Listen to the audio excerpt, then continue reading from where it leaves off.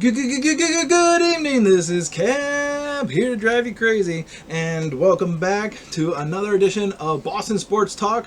This is part 11, so obviously you can see I'm in a really good mood, so I'm just going to jump straight into this. Let's start off with the Boston Bruins, who took this series 4-1 against the Capitals after a great 3-1 victory against them earlier today.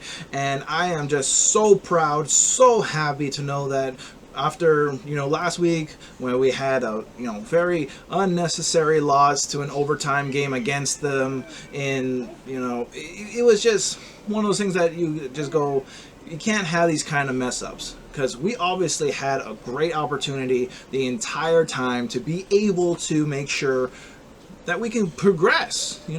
We had great games, and we were really going up against a third string starter at that time. So when we finally came back, we said we got to assert and put out the energy, the physicality, and just do what we as the Boston Bruins do, which is play hard knocks kind of hockey. And that's why, to me, it is an extremely happy thing to know that we are able to progress now. Obviously, we're going to be waiting to see who we're going to be playing up against. We are still just waiting right now between the Penguins and the Islanders. So both of them right now are at a 2-2 in their series. So knowing that, the Bruins will get a little bit of a chance to be able to get some rest and feel very well and motivated coming into this next series. Now, do a little bit of physicality for their practices. You don't really want to take your foot off the pedal and get too rusty by the upcoming series, since both of these teams have been problems to the Bruins this entire season. Obviously, shortened season and all that, but what an effort to know that after being down 1-0 that we come back and boom, we are now advancing 4-1. So let's go Bruins. Super happy about it, and can't wait to see who are we going to be playing up against next week.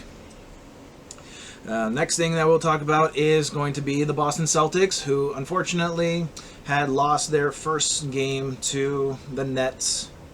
And to me, it was actually a really good motivational thing to see when we were in the playoff tournament and had to play against the Wizards to make sure that we can secure ourselves in that 7th seed. And after even being down by 1 point coming into the halftime, we were able to win by 18 for that game. Now, there's a lot of things that I can pinpoint out about this Celtics team that I've been pinpointing out pretty much the entire time, but this is a very simple, basic thing. We had a lead against the Nets going into halftime. 6 points, not a lot, but we were able to hold them off. We were actually pretty dominating to start off most of the game. So to know that we were, unfortunately, averaged only 20 points for 3 quarters, and only 1 quarter did we actually get 32 points. That is below what the Celtics standard should be.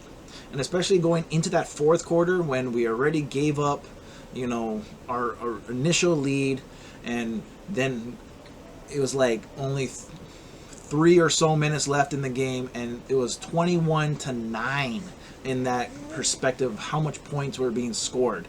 Nets had 21 and the Celtics only had 9.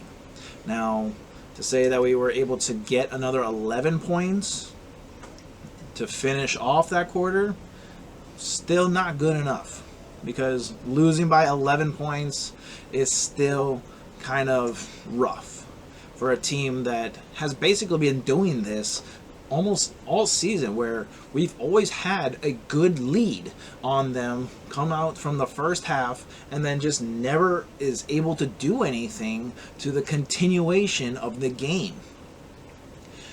If the Celtics really don't seem to do anything better, and there was great performance by Robert Williams. I'm so happy to know that he's going to be in these playoffs for us, because he had basically the best game that a center could have had for us. Only 11 points, but of 9 blocks. 9 blocks. That is tremendous to have, especially in a playoff game. Now, again, and as I'll say it, there's a lot of things that we'll be able to figure out when it comes down to it, but really, if this Celtics team doesn't do anything better, this game, these next and upcoming games may not be anything better, even if we're on our home court. That's why I don't really see us doing anything more than a 5-game series. And that's only because if they can start off hot but can't finish hot, there's no reason why the Celtics are going to be able to go into the next round. And that's just a very simple fact. Next thing that we'll be talking about is the Red Sox, who unfortunately had a 6-2 loss against the Phillies. So was not able to take the series sweep against them. And apologies, there's going to be a few notification sounds. There's a lot of conversation going on in the background right now. But we did lose to them in a series, not a series sweep, excuse me. We didn't get the series sweep. We lost to them to not get the sweep. But this was just another bad game for the Red Sox. Now, obviously, there was no J.D. Martinez, there was no Xander Bogaerts, and unfortunately, Eduardo Rodriguez had his 3rd consecutive bad game. And just knowing that when you have a bad pitching game, it really will affect everything. So I'm not too concerned about it because obviously we are still 10 games above 500. We're still in first place in the AL East, but the Rays are coming around and showing that, they're only a couple of games behind us, and we would just need to confirm and make sure that, pitching has been upholding well, and obviously when we take out 2 of the best hitters in our lineup, it really shows dividend to how our hitting can be very much affected. We have the Braves coming up in this next series. It will start for Tuesday, and we'll have a 3-game series against them. So obviously we'll continue on by saying, go Red Sox.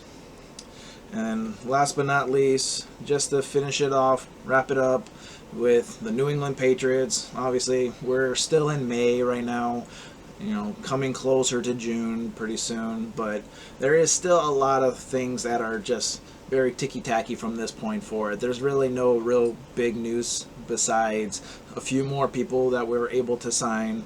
The re-signing of Brian Hoyer, which really puts a lot of question to a lot of people who are saying, so what does that mean for the Patriots, who are going to have 4 quarterbacks on the roster? Now, the one big thing I could say is Jarrett Stidham has been on an offer for a trade for the Houston Texans, and we don't know exactly how far that one will go, but that obviously is still something that you can question about, can still try to get some answers for a little bit later on. But one of the biggest things that I will always say I kind of appreciate in knowing that we have Brian Hoyer is just like what we had figured out in that after Super Bowl documentary, talking about how he has the knowledge about the Rams before we played them. So it was able to get a lot of good extra game planning. He does have a lot of football smarts, even though he hasn't been really the most productive on his football play as of late. The one thing that I'll probably say is that will be very helpful in knowing that he could still remain in this lineup with a 3-man quarterback in the roster is simply knowing that he can give extra knowledge to Mac Jones. And that's the way that I look at it. Now, again, it all comes down to who is going to be the performer to be able to, make sure who is going to be the starter. I still look to it to be Cam Newton no matter what.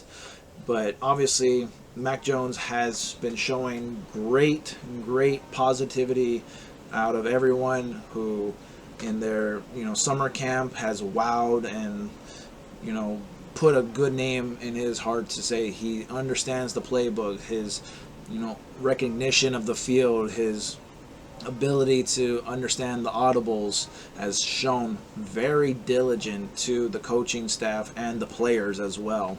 So to that, he does show like he will be the future for New England. Just this upcoming season, we'll see. A few other things just to bring up around. We did sign a long snapper, Farnsworth, as well as the safety Andre Colbert and the running back Tyler Gaffney, who was a part of the Patriots organization a couple of years ago and now has re-signed to the team. And I'm probably going to just wrap this up because there's a lot of new notifications that are going to keep popping up right now. So thank you again for watching my channel. If you liked what I have to say, hit the like button, leave a comment down below for anything you want to suggest. And of course, there's going to be that subscription button right there for you. My name is Cab, and I'm here to drive you crazy. Aloha, God bless, and take care.